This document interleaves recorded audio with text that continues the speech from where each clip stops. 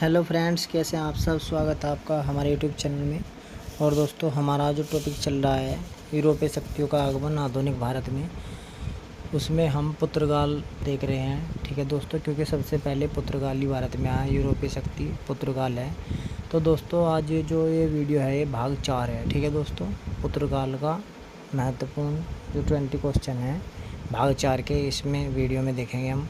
तो दोस्तों, अंत तक वीडियो ज़रूर देखें, क्योंकि बहुत ही महत्वपूर्ण प्रश्न है और यहाँ से कई बार प्रश्न पूछे भी गए हैं। ठीक है दोस्तों, तो चलिए शुरू करते हैं अपने प्रश्न को और देखते हैं पहला प्रश्न। ठीक है, चलिए वीडियो शुरू कर रहे हैं। ठीक है, चलिए देखते हैं पहला प्रश्न। पहला प्रश्न है हमारा, कार्टज पद्धति को किसने प्रारंभ किया था। ठीक है दोस्तों, तो देखिए कार्टज पद्धति लाए थे पुर्तगाली। ठीक है दोस्तों, कार्टज का मतलब परमिट देना होता था। ठीक है दोस्तों, तो चलिए इसका सही जवाब क्या है। इसका सही जवाब है ऑप्शन 1 पुर्तगाली। ठीक है, मतलब पुर्तगाल ने कार्टज पद्धति को शुरू किया था। ठीक है, और इसको क्या बोलते थे, कार्टज आर्मेडा काफिला व्यवस्था। ठीक है, ये भी इसका नाम है। ये 3 व्यवस्थाएं एक साथ जोड़कर इसको बना दिया है, मतलब कार्टज, आर्मेडा और काफिला। ठीक है, ये 3 व्यवस्थाएं जोड़कर व्यवस्था बना दी। तो चलिए अब हम अगले प्रश्न पर चलते हैं। ठीक है दोस्तों, चलिए अगला प्रश्न है हमारा, कार्टज का तात्पर्य किससे था। ठीक है दोस्तों, तो कार्टज का तात्पर्य किससे था। तो दोस्तों, कार्टज का तात्पर्य हमने पहले बताया परमिट से था। ठीक है दोस्तों, और ये परमिट लेना पड़ता था। ठीक है दोस्तों, जो भी व्यापार करता था तो उसको हिंद महासागर में होने वाले व्यापार को नियंत्रण करने के लिए, ठीक है दोस्तों, तो पुर्तगालियों ने क्या किया था, उस पर कर लगाने का प्रयास किया। ठीक है, तो जब कर लगाने का प्रयास किया इन्होंने, तो उसके तहत क्या किया ने, कार्टज पद्धति को प्रारंभ किया। ठीक है दोस्तों, और कार्टज का मतलब क्या था, तात्पर्य मतलब अर्थात परमिट। ठीक है दोस्तों, तो परमिट से था और सभी को परमिट लेना अनिवार्य था। ठीक है, और परमिट लेंगे कैसे, इसके बाध्य करने के लिए आर्मेडा की शक्ति थी। ठीक है दोस्तों, आर्मेडा अभी मैंने बताया ना, कार्टज आर्मेडा काफिला व्यवस्था। ठीक है, तो आर्मेडा की शक्ति बाध्य करती थी। ठीक है दोस्तों, इसी व्यवस्था को कार्टज आर्मेडा व्यवस्था की संज्ञा दी गई है या कहते थे। ठीक है, और इस परमिट के बिना कोई भी भारतीय या अरबी जहाज अरब सागर में नहीं जा सकता था। ठीक है दोस्तों, तो यहाँ पर आपको ध्यान रखना है। और यहाँ तक कि पुर्तगाली जो अधिकार वाले क्षेत्रों से व्यापार करने के लिए उस टाइम अकबर था, तो मुग़ल बादशाह अकबर भी कार्टज लेता था। ठीक है, या उसको लेना पड़ता था। ठीक है, चलिए अगले प्रश्न पर चलते हैं। अगला प्रश्न है, किस मुग़ल बादशाह को कार्टज लेना पड़ता था। ठीक है दोस्तों, तो देखिए अभी हमने बताया पहले प्रश्न में, जहाँ से पुर्तगाली क्षेत्र का अधिकार था वहाँ पर अकबर को भी क्या लेना पड़ता था, कार्टज मतलब परमिट लेना पड़ता था व्यापारी के लिए। ठीक है, चलिए अगले प्रश्न को देखते हैं। अगला प्रश्न है, भारतीय और अरबी जहाज़ों को क्या ले जाने की अनुमति नहीं थी। ठीक है दोस्तों, तो भारतीय और अरबी जहाज़ों को क्या ले जाने की अनुमति नहीं थी। ठीक है दोस्तों, तो अनुमति किस चीज़ की नहीं थी, तो काली मिर्च की अनुमति नहीं थी, गोला बारूद की अनुमति नहीं थी। ठीक है, तो हमारा ऑप्शन क्या सही होगा, दोनों।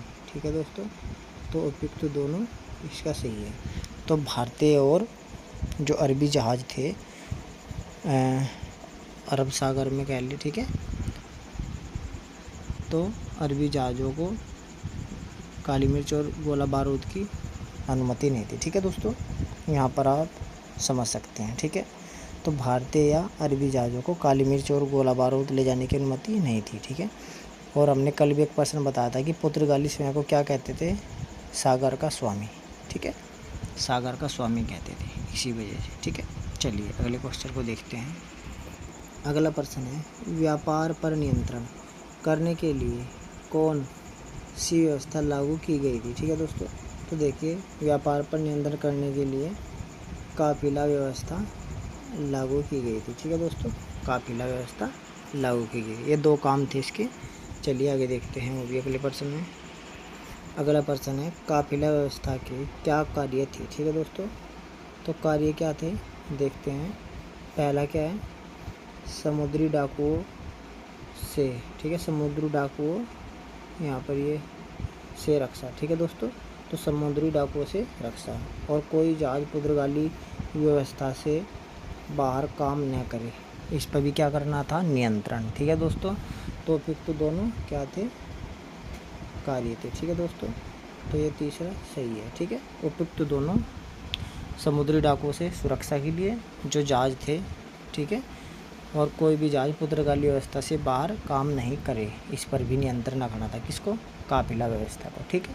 चलिए अगले प्रश्न पर चलते हैं।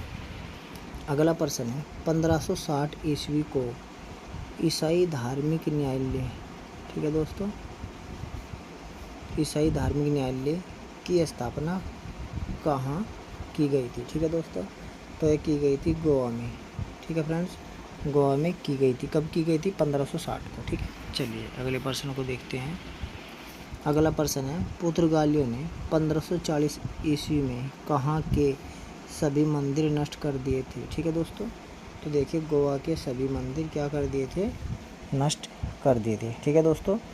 तो 1560 ईस्वी में गोवा में क्या किया, ईसाई धार्मिक न्यायालय की स्थापना की, ठीक है दोस्तों। और 1540 में गोवा के सभी मंदिर क्या कर दिए, नष्ट कर दिए, ठीक है।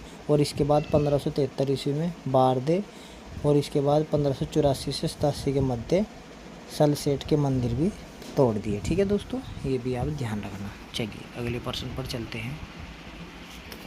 अगला प्रश्न है जहाज निर्माण भारत में किसने करवाया था, ठीक है दोस्तों। तो ये जो जहाज है, ये जल का जहाज है, ठीक है, जल का जहाज मतलब जलयान, ठीक है, जलयान।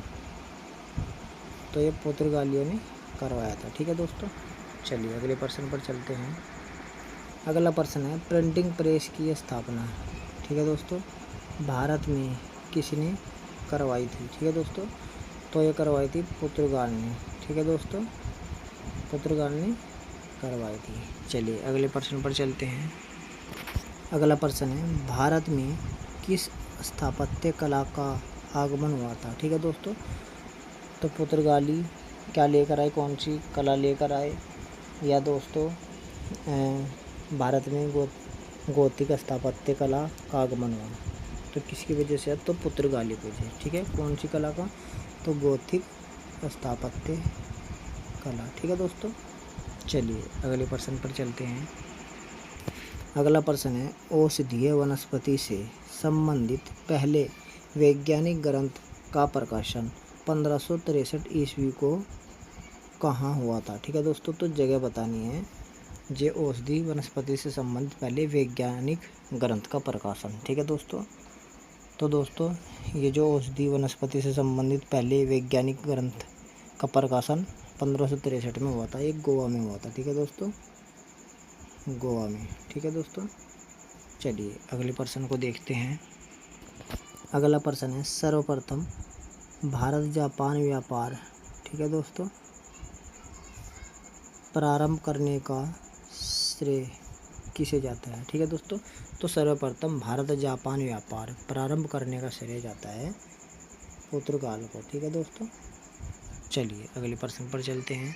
ये बहुत ही महत्वपूर्ण प्रश्न है दोस्तों, परीक्षा में भी आए हुए हैं, ठीक है दोस्तों, और आगे भी आने की पूरी संभावना है। तो ध्यानपूर्वक लास्ट तक वीडियो ज़रूर देखिए। चलिए अगले प्रश्न पर चलते हैं। अगला प्रश्न है बीजापुर के शासक से गोवा को छीनने वाला प्रथम यूरोपियन कौन था, ठीक है दोस्तों। तो प्रथम यूरोपियन कौन था, तो दोस्तों ये था अल्बुकर्क, ठीक है। अल्बुकर्क ने बीजापुर के शासक को क्या कर दिया था, गोवा छीन लिया था, ठीक है, मतलब उसको हरा दिया था। चलिए अगले प्रश्न पर चलते हैं। अगला प्रश्न है कौन सा बंदरगाह काली मिर्च निर्यात, ठीक है दोस्तों, काली मिर्च निर्यात के लिए प्रसिद्ध था, ठीक है दोस्तों। तो कौन सा बंदरगाह काली मिर्च निर्यात के लिए प्रसिद्ध था, मतलब कि उस बंदरगाह का नाम बताना है जहाँ से काली मिर्च क्या होती थी, भेजी जाती थी, ठीक है, भारत से दूसरे देश में, ठीक है, निर्यात किया जाता था, ठीक है। दो होते ना, आयात मैंने आना, निर्यात मैंने जाना, ठीक है। मतलब आयात हम किसी देश से सामान ले रहे हैं, और निर्यात जब हम किसी देश को सामान दे रहे हैं, ठीक है दोस्तों। तो कौन सा बंदरगाह था जो काली मिर्च निर्यात के लिए प्रसिद्ध था, तो दोस्तों कैसे काली मिर्च और कैसे ही काली कट, ठीक है दोस्तों। तो यहाँ पर काली है, और यहाँ भी काली है, ठीक है। तो काली कट काली मिर्च, तो मिर्च कैसी है, काली कट गई, ठीक है। ऐसे भी हो सकता है काली काली। तो इस तरीके से आप क्या कर सकते हैं, ट्रिक बना सकते हैं, ठीक है दोस्तों। और देखिए कैसी बंदर ने काली मिर्च काट दी, ठीक है, और बंदर ने पूरी तरह, ठीक है, पुर्तगाल। चलिए अगले प्रश्न पर चलते हैं दोस्तों। अगला प्रश्न है हमारा, दक्षिणी पूर्वी तट पर, ठीक है दोस्तों, पुर्तगालियों की एकमात्र बस्ती कौन थी, ठीक है दोस्तों। तो दक्षिणी पूर्वी तट पर, दक्षिणी पूर्व तट कैसा, अब जैसे ये भारत है दोस्तों, ठीक है। तो दक्षिणी पूर्व, ये दक्षिण हो गया और ये पूर्व हो गया। तो इस वाले तट पर कौन सी बस्ती थी, ठीक है दोस्तों। तो ये थी सेंट टोमो, ठीक है, यहाँ सेंट टोमो, ठीक है दोस्तों। चलिए अगले प्रश्न पर चलते हैं। अगला प्रश्न है, निम्नलिखित में पुर्तगालियों की देन क्या थी, ठीक है दोस्तों। तो पुर्तगालियों की महत्वपूर्ण देन क्या थी जो उन्होंने भारत को दिया, ठीक है। दिया तो नहीं लेकिन अपने लाभ के लिए बनाया, लेकिन वो फिर भी काम किसकी आई, भारत के लिए, ठीक है। तो उनकी जो महत्वपूर्ण देन थी, तंबाकू की खेती, जलयान निर्माण मतलब जहाज, और प्रिंटिंग प्रेस की स्थापना, ठीक है दोस्तों। तो ये तीनों ही क्या थी, देन थी। तो इसका ऑप्शन 4 सही हो जाएगा सभी, ठीक है दोस्तों। तो पुर्तगालियों की ये तीनों महत्वपूर्ण देन थी, ठीक है। चलिए अगले प्रश्न को देखते हैं। हमारा अगला प्रश्न है दोस्तों, पुर्तगालियों ने गोवा पर कब अधिकार किया था, ठीक है दोस्तों। तो गोवा पर कब अधिकार किया था, ठीक है। तो गोवा पर अधिकार जो किया था दोस्तों, वो किया था 1510 में, ठीक है, 1510 में अधिकार किया था, ठीक है। चलिए अगले प्रश्न पर चलते हैं, और ये इम्पोर्टेंट प्रश्न हो सकता है बहुत, ठीक है। वैसे तो सभी इम्पोर्टेंट है, लेकिन ये भी ज़्यादा एक पूछा भी गया है, ठीक है दोस्तों। तो पुर्तगालियों ने गोवा पर 1510 में अधिकार किया था, ठीक है। चलिए अगले प्रश्न को देखते हैं। अगला प्रश्न है, मध्यकाल में सर्वप्रथम भारत से व्यापार संबंध स्थापित करने वाले थे, ठीक है दोस्तों। तो मध्यकाल में सर्वप्रथम भारत से व्यापार स्थापित करने वाले थे। अब कौन स्थापित करने वाले थे सबसे पहले, तो पुर्तगालियों ने ही सबसे पहले स्थापित किया, ठीक है। चलिए अगले प्रश्न को देखते हैं, जो हमारा भाग 4 का मतलब इस वीडियो का अंतिम प्रश्न भी है, ठीक है। चलिए देखते हैं अंतिम प्रश्न को भी। चलिए दोस्तों हमारा ये आखिरी प्रश्न है, चलिए इसको भी देखते हैं। पुर्तगालियों ने सर्वप्रथम किसके साथ संघर्ष किया था, ठीक है दोस्तों। तो देखिए पुर्तगालियों ने क्या किया, सबसे पहले अरबों और तुर्कों से संघर्ष किया, ठीक है। इसीलिए उन्होंने प्रथम दृष्टि में मुसलमानों को ही अपना निशाना बनाया, ठीक है दोस्तों। ये भी आपको बात ध्यान रखनी है, ठीक है। तो किसको, अरबों के साथ भी और तुर्कों के साथ भी संघर्ष किया। तो इसका सही उत्तर क्या है, उपयुक्त दोनों, ठीक है दोस्तों, उपयुक्त दोनों। तो अरबों के साथ भी संघर्ष किया और तुर्कों के साथ भी संघर्ष किया, ठीक है दोस्तों। तो ये थे महत्वपूर्ण प्रश्न दोस्तों, और परीक्षा में यहाँ से प्रश्न जरूर बनेंगे, आप चाहे देख भी लेना। जब भी परीक्षाएं होंगी हम आपको बताएंगे कि यहाँ से, और यूपी पुलिस के लिए या जितने भी ग्रुप डी के एग्ज़ाम हैं और यूपी पीसीएस में भी खासकर आ सकते हैं यहाँ से प्रश्न, ठीक है दोस्तों। क्योंकि मॉडर्न इंडिया आधुनिक इतिहास सबसे ज़्यादा पूछा जाता है, ठीक है दोस्तों। तो दोस्तों यहाँ से प्रश्न आने की पूरी संभावना है, और हमें ज़रूर बताएं, कमेंट करें कि हमारी वीडियो कैसी है, ठीक है दोस्तों, क्या कमी है, हमारी कमी ज़रूर बताएं, ठीक है फ्रेंड। तो चलिए फिर मिलते हैं आपसे अगली वीडियो में, तब तक के लिए धन्यवाद, नमस्कार।